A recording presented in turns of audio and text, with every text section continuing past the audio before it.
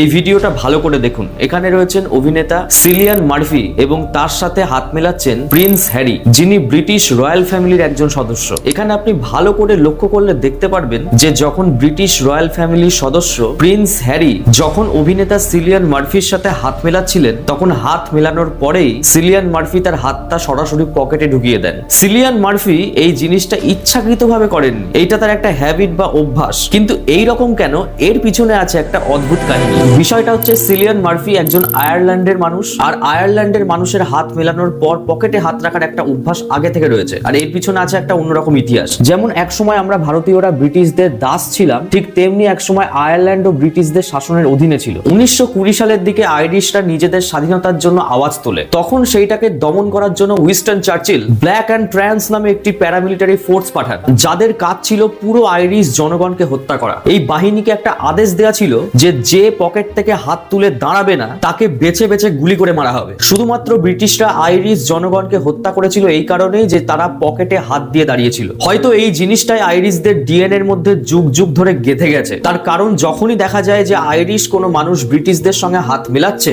কোনো একটা কারণে, তখন তারা হাত মেলানোর পর সরাসরি হাত পকেটে ঢুকিয়ে দেয়, শুধুমাত্র এইটা বোঝানোর জন্য যে তোমরা আমাদের থেকে বড় কেউ নও।